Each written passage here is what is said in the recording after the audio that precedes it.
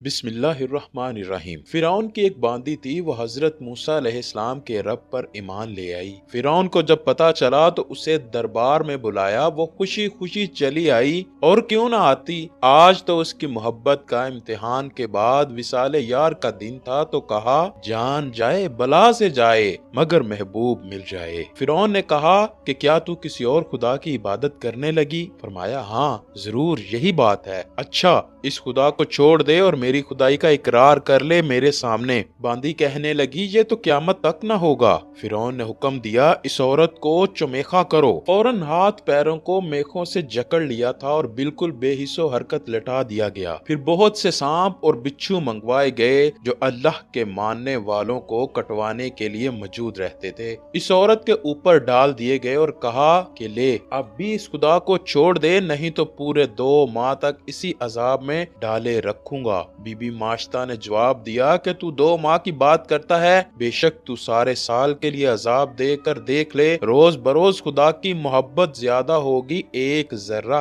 कम ना होगी। बुखारी की रिवायत है कि हरकल शाह रूम के अल्फाज हैं, ईमान की शान ये है कि जब ईमानी लज्जत दिल में भर जाती है फिर किसी तरह निकलने का नाम नहीं लेती। ऐ फिरौन, 2 महीने क्या, अगर तू 2 बरसों तक भी अजाब करेगा तो भी बंदी अपने मौला को ना छोड़ेगी। इस नेक बीबी की 2 लड़कियां, एक 4-5 साल की और एक अभी दूध पीती थी। फिरौन ने दोनों को बुलाकर पहले बड़ी लड़की को माँ की छाती पर लटाकर ज़िबा किया और फिर कहा, ले अब भी समझ जा, नहीं तो इस दूध पीती लड़की को भी इसी तरह ज़िबा कर दूंगा। फरमाया, अगर सारे जहां को लाकर मेरी छाती पर ज़िबा करेगा तो भी मैं इस महबूब को ना छोड़ूंगी। ये सुनकर फिरौन ने हुक्म दिया कि इस छोटी लड़की को भी ज़िबा किया जाए। जिस वक्त इस मासूम नन्ही सी जान को छुरी के नीचे माँ की छाती पर, जहां वो पहले दूध पिया करती थी, आज अपनी छोटी सी जान इस नेमत के शुक्रिया में राहे मौला में कुर्बान करने के लिए लिटाई गई। माँ की आंखों में आंसू भर आए। 6 माह की जान ने बावाज बुलंद कहा, हाय अम्मा, रोती क्यों हो? वो जन्नत तुम्हारे लिए तैयार हो रही है।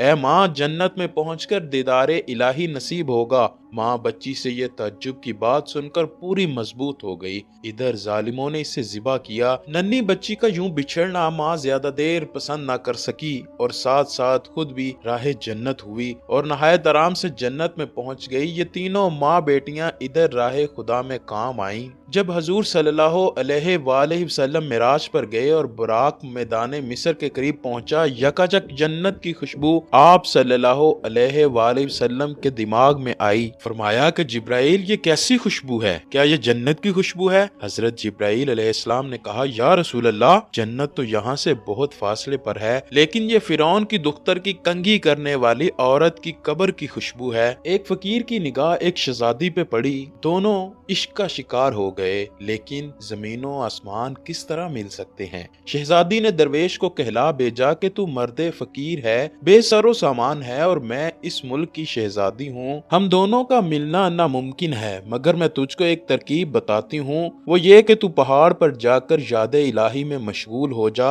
और रियाजत व मुजाहदा इख्तियार कर ले कि तेरी शोहरत हो और खलकत तेरी तरफ रजू करने लगे। फिर मैं भी अपने बाप से इजाजत लेकर तेरी जियारत को आया करूंगी। इस तरह कम अज कम हमारी हसरत दीद तो पूरी हो जाएगी। दरवेश ने यह पैगाम सुनते ही पहाड़ की राह ली और याद इलाही में मशगूल हो गया। रहमत हक मतवज्जा हुई, इसको अपनी तरफ खींच लिया। कुछ अरसे के बाद इसकी इबादत और मशगूलियत और बुजुर्गी का चर्चा होने लगा। लोग इसकी जियारत को आने लगे। शहजादी ने जब इसकी शोहरत सुनी तो अपने बाप से इजाजत लेकर आई। उसके हुजरे में आरास्ताओं पे रास्ता होकर दाखिल हुई, लेकिन दरवेश ने इसे आंख उठाकर भी नहीं देखा। अताअत इलाही का ज़ौक़ इस कदर हासिल हो चुका था और मोहब्बत इलाही इसके कल्ब पर छा चुकी थी। हर चंद शहजादी इसको याद दिलाती रही और बार बार कहती रही, मैं शहजादी इस मुल्क की हूँ, फलां वक्त हम दोनों इश्क का शिकार हुए थे और ये मैंने ही तुझे तरीका बतलाया था, मगर इस दरवेश ने